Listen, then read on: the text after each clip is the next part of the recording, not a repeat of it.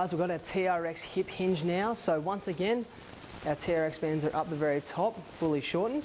What we're going to do is place 1 foot forward, 1 foot back. From here, our arms are out in a 45-degree angle, and we're going to break at the hips, keeping one leg straight, so that front leg's completely straight and that back leg's a little bit bent. Pushing through, and you're going to feel that stretch all the way down through the back of the front leg, so all the way down through the hamstring. So really stretching out. Yep, that's working. So holding there for about 10 to 20 seconds and then coming back up.